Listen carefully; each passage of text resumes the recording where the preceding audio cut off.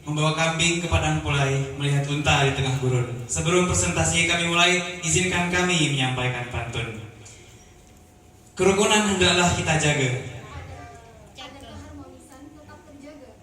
Salam sapa dari Kota Khatulistiwa.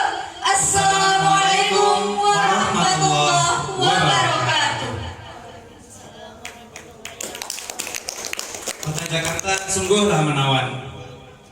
Orang yang datang ingin mengunjungi Dewan juri yang tampan dan rupawan, izinkan kami memperkenalkan diri. Dewan juri yang terhormat, saya Dias Ataya Larsen Wijaya. Saya Korifas Datul Jannah. saya Nadia Rahmatika. Kami dari Institut Islam Negeri Pontianak dengan bangga mempresentasikan hasil karya tulis ilmiah Al-Quran kami yang berjudul Relasi Al-Quran dan Teori Pentahelix dalam Konstruk Harmonisasi Agama pada Masyarakat Desa Punggur Kapuas, Kabupaten Kuburaya, Kalimantan Barat. Bapak Dewan Juri yang terhormat beserta para peserta, keragaman yang ada pada Indonesia itu merupakan sebuah anugerah dari Tuhan Allah Subhanahu wa Ta'ala. Indonesia sebagai negeri 1000 pulau mengakomodasi berbagai etnis dan agama yang ada. Namun ironisnya, berbagai konflik yang dipaparkan di atas, bagaimana konflik Poso, konflik Aceh, dan konflik Tanjung Balai, itu menunjukkan sebuah konflik dan juga permusuhan yang ada berdasarkan agama dan juga etnis. Di Kalimantan Barat sendiri terjadi lebih sekitar 17 prevalensi konflik yang dilatar belakangi oleh suku dan kebudayaan sejak tahun 1966. Namun keragaman yang ada tentunya tidaklah menghendaki sebuah permusuhan dan perpecahan. Manusia sebagai makhluk sosial menuntut adanya pengakomodasian nilai agama yang suci dan juga budaya yang luhur. Di Kalimantan Barat sendiri, tepatnya di Kecamatan Sungai Kakap, itu memiliki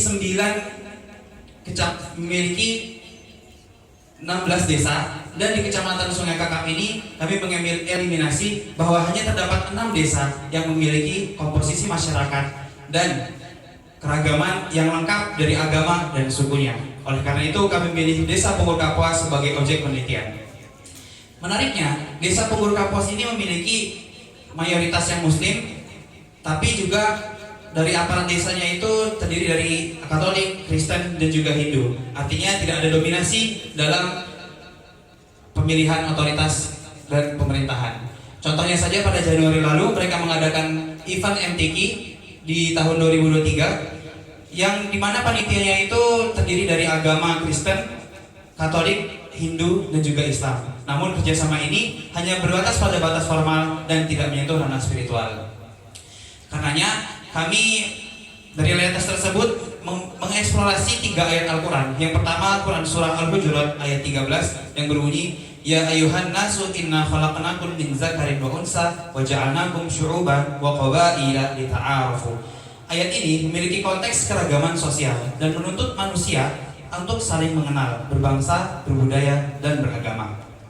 Kemudian dari keragaman tersebut kita menarik Quran Surah Al-Baqarah ayat 143, wa kadzalika ja'alnakum ummatan wasata. Dari sikap ini bisa kita terapkan sikap wasatiyah yang seimbang, adil, dan juga saling bekerja sama. Kemudian dalam penelitian ini kami lebih menekankan pada Quran Surah Al-Maidah ayat 2 yang menekankan konsep ta'awun, wa ta'awanu 'alal birri wat taqwa. Dari ketiga eksplorasi ayat tersebut berusaha kami aplikasikan dan adopsi inovasi berupa model pentahelix, di mana pentahelix, penta adalah 5, helix adalah sektor, dan pentahelix adalah sinergisitas 5 sektor yang bertujuan untuk membangun harmonisasi masyarakat dan sesuai dengan program moderasi beragama dan program SDGs poin 16 yaitu Sustainable Peace.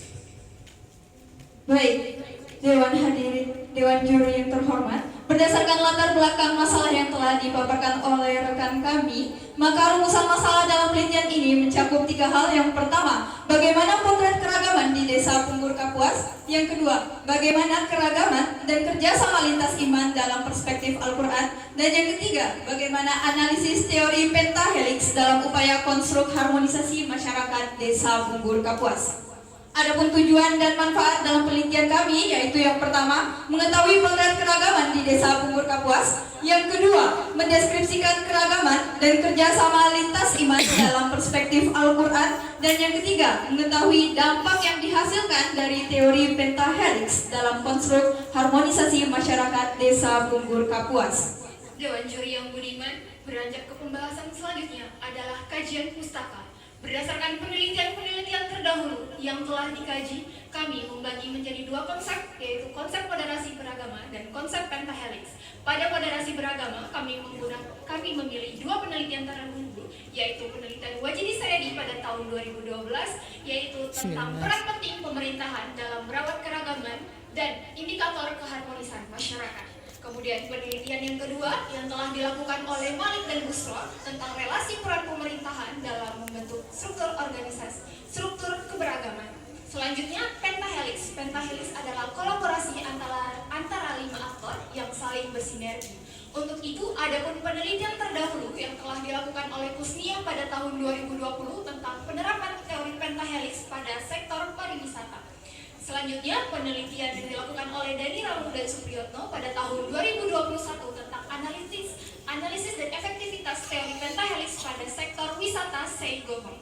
Yang membedakan penelitian kami dengan penelitian sebelumnya adalah penelitian kami akan memaparkan lebih jauh mengenai urgensi kerjasama lintas iman dalam teori pentahelix sebagai penguatan peran moderasi beragama perspektif Al-Quran.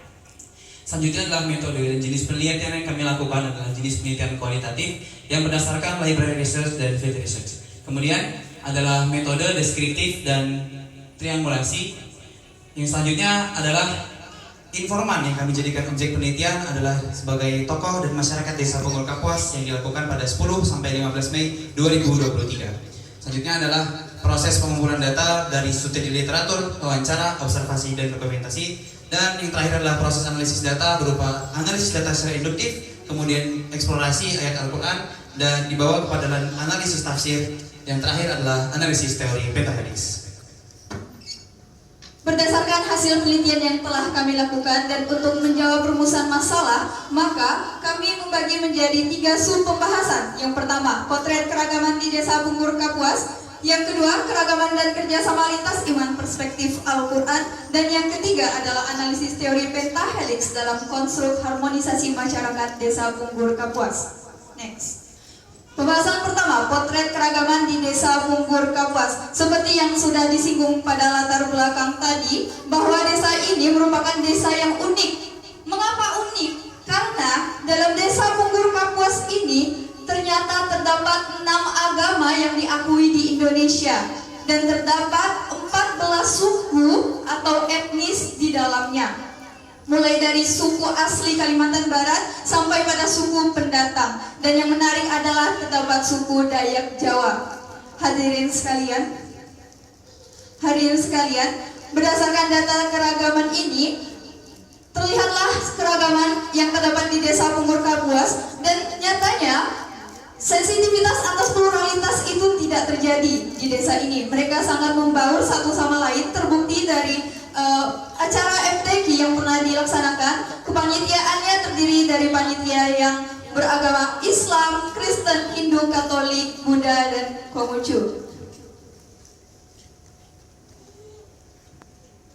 Keragaman, adapun ayat yang kami pilih, yaitu terdapat 3 ayat utama tentang moderasi beragama, tentang ta'awun ataupun tolong menolong. Yang pertama pada Quran surah Al-Hujurat ayat 13, kami menganalisis tentang lafaz lita'arafu, yaitu untuk saling mengenal antara umat beragama dan suku ataupun etnis yang ada di Indonesia. Setelah kita saling mengenal, maka akan selanjutnya berkolerasi dengan ayat Quran surah Al-Baqarah ayat 143, yaitu tentang saling menghormati pada lafaz wasatan, yaitu umatan wasatan berdasarkan asbabun nuzul Quran surah Al-Baqarah ayat 143, yang mana umat muslim adalah umatan wasatan yang hadir setelah agama-agama yang lain menjadi rahmat bagi seluruh umat di muka bumi. Selanjutnya, pada Quran surah Al-Maidah adalah penerapan teori pentahelix, yaitu saling menolong antara yang satu dengan yang lainnya sebagai upaya penerapan perbedaan. Selanjutnya adalah analisis dari pentahelix pada konstruk harmonisasi masyarakat di Desa Bungur Kapuas. Yang pertama adalah sektor pemerintahan, di mana pemerintah berfungsi sebagai regulator. Artinya pemerintah memiliki kuasa dan juga memiliki kebijakan normatif yang dapat menggerakkan dan juga memberikan arahan kepada berbagai sektor lainnya untuk memberikan harmonisasi pada masyarakat. Di Desa Bungur Kapuas sendiri, kepala desanya adalah Islam, kadesnya, sekdesnya adalah Hindu, dan juga kasih pemerintahan dan lain sebagainya itu terdiri dari agama lain gitu. Dan juga sektor akademisi, di mana akademisi, kita selaku akademisi adalah sebagai konseptor dan juga memberikan konsep kepada beberapa sektor lainnya untuk konstruk harmonisasi beragama. Mungkin itu saja yang dapat kami sampaikan. Kurang lebihnya mohon maaf. Wassalamualaikum warahmatullahi wabarakatuh.